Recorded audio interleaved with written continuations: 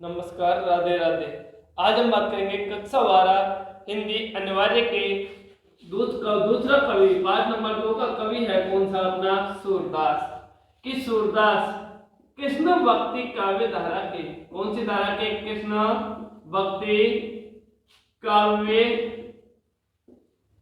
धारा के कि कृष्ण भक्ति काव्य धारा के प्रतिनिधि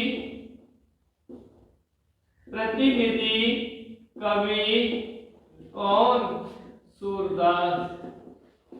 सूरदास का जन्म और एक चलेगा मृत्यु। कि जन्म हुआ सन 1483 ईस्वी में। कि जन्म कब हुआ? सन 1483 ईस्वी में दिल्ली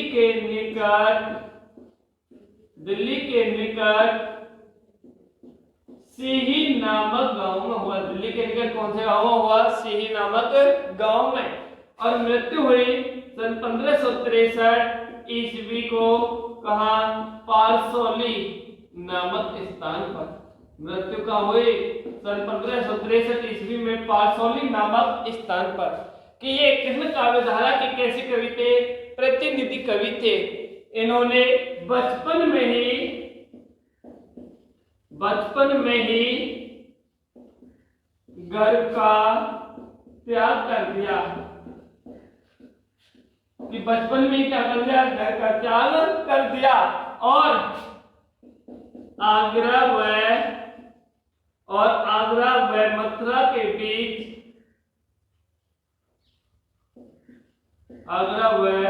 मथुरा के बीच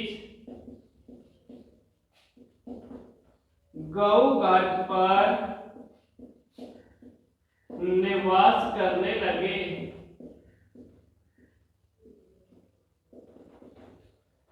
कि जब इन्होंने घर का क्या कर दिया? त्याग कर दिया। तो घर का त्याग करने के बाद ये आगरा व मथुरा के निकट गौ घाट पर, कौन से घाट पर? गौ घाट पर क्या करने लगे? निवास करने लगे। वहां यानी कौन से स्थान पर? गौ घाट पर।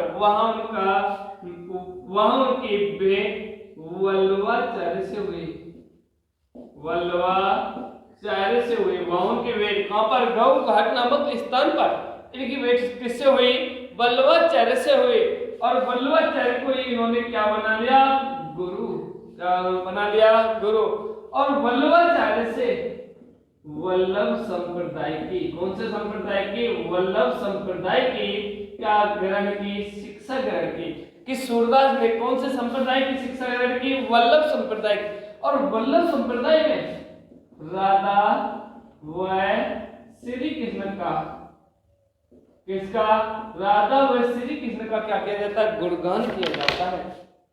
ये आराध्य वल्लभ संप्रदाय में किसका गुणगान किया जाता है? राधा व श्री कृष्ण का। तो गौ घाट पर निवास करने लगे। गौ घाट पर इनका मिलन या इनकी भेंट किससे हुई? वल्लभाचार्य से। और वल्लभाचार्य को क्या बना लिया? अपना गुरु। उन्होंने वल्लभ संप्रदाय की क्या की? शिक्षा ग्रहण की। और वल्लभ संप्रदाय में किसके? किस राधा व श्री कृष्ण के पदों का क्या किया जाता है? गुणगान किया जाता है। ये जन्मवंत थे। ये जन्म से ही कैसे थे? अंधे। जन्म से अंधे थे। तब इन्होंने क्या किया? घर का त्याग किया। घर का त्याग करने के बाद गौ घाट पर रहने लगे। वहां उनका वल्लभाचार्य से मिलन हुआ। वल्लभाचार्य को गुरु बनाया।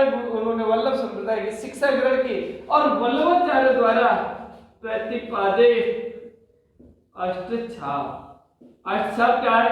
श्री कृष्ण से संबंधित 8 कवि थे। उनमें प्रमुख अष्टछाप के प्रतिनिधि कवि कौन थे? सूरदास। प्रतिनिधि कवि कौन थे? सूरदास। कि अष्टछाप वल्लभाचार्य द्वारा प्रतिपादित अष्टछाप के कैसे कवि थे? प्रतिनिधि कवि थे। प्रतिनिधि कवि थे। इन्होंने श्री कृष्ण की लीलाओं का ब्रज भाषा में, कौन सी भाषा? इन्होंने, किसने? सूरदास ने श्री कृष्ण की लीलाओं का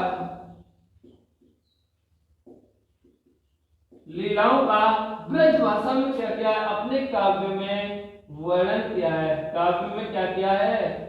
काव्य में वर्णन किया है। ये उन्हें वात्सल्य रस का, कौन से रस का? वात्सल्य रस का क्या कहा जाता है? सम्राट कहा जाता है। कि सूरदास को वात्सल्य रस का सम्राट किसको कहा जाता है? सूरदास को। किसको कहा जाता है? सूरदास को। कि सूरदास को वात्सल्य रस का क्या कहा जाता है?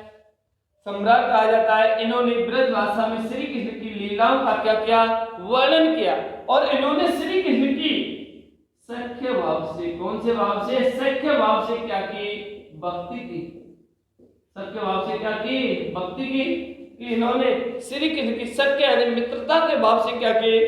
भक्ति की। और इनके काव्य में वात्सल्य, श्रृंगार और भक्ति का क्या हुआ? समन्वय हुआ है। कि इनके काव्य में वात्सल्य, श्रृंगार व भक्ति का समन्वय देखने को मिलता है। कौन कौन से रसों का? वात्सल्य, श्रृंगार व भक्ति, इन रसों का समन्वय सूरदास के काव्य में क्या मिलता है? हमें देखने को मिलता है। अब है आगे है कि रचनाएं। एक बार वापस यहाँ तक कि सूरदास पहले चलते हैं कि कौन सी भक्ति काव्य धारा के कवि थे?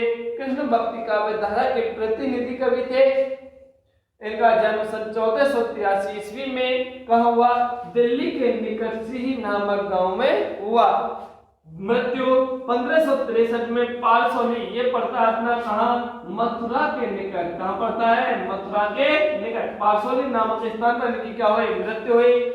जन्म से कैसे थे? अंधे, और अंधे होने के कारण बचपन में ही इन्होंने घर का क्या कर दिया? त्याग कर दिया। और घर का त्याग करने के बाद ये आगरा व मथुरा के बीच स्थान है कौन सा? गौघाट। गौघाट पर क्या करने लगे? निवास करने लगे। वहां उनकी भेंट कौन से स्थान पर? गौघाट पर। वहां उनकी भेंट किससे हुई? वल्लभाचार्य से। और वल्लभाचार्य को क्या बनाया? अपना गुरु। और वल्लभाचार्य को गुरु बनाकर वल्लभ संप्रदाय की क्या की? शिक्षा ग्रहण की। और वल्लभ संप्रदाय में किसकी शिक्षा दी जाती है? राधा व श्री कृष्ण के बारे में क्या किया जाता है? बतलाया जाता है।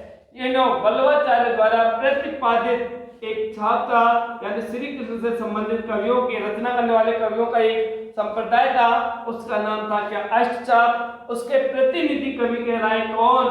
सूरदास। और सूरदास ने गोवर्धन में अब वल्लभाचार्य द्वारा प्रतिपादित एक पीठ है, कौन सी?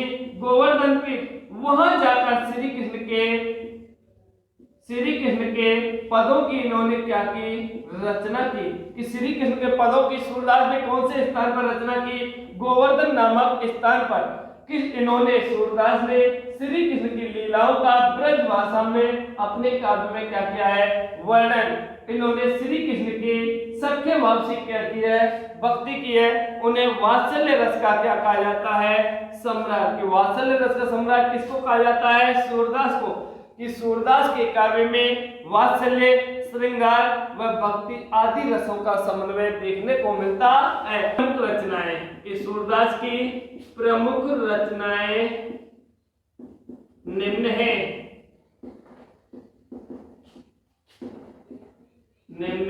है कि इनकी रचनाएं हैं सूर सागर, सूर सारावली और साहित्य लहरी।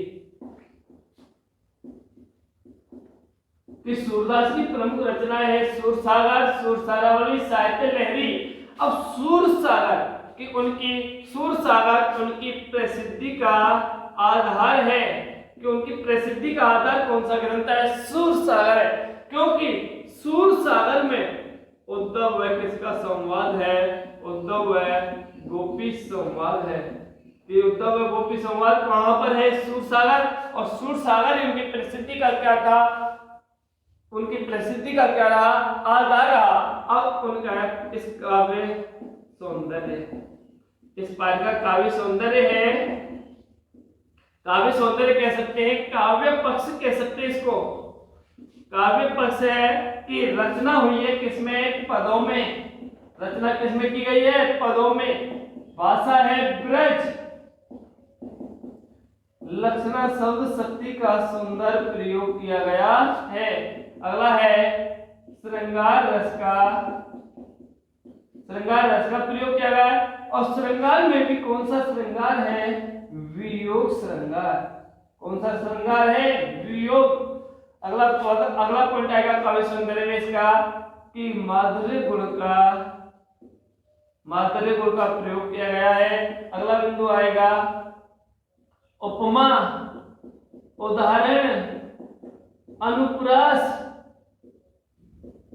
व यमक अलंकार का क्या किया गया? प्रयोग किया गया है। कि उनके काव्य सौंदर्य रचना किसमें हुई है? पदों में। भाषा है ब्रज, सब शक्ति है, लक्षण रस है, श्रृंगार में भी श्रृंगार के वेद दो है, संयोग और वियोग। तो कौन सा वेद है? वियोग। तो यहाँ कहेंगे वियोग श्रृंगार रस, गुण है माधुर्य, और उपमा, उदाहरण व यमक अनुप्रास यमक अलंकारों का क्या किया गया? सुंदर प्रयोग किया गया है।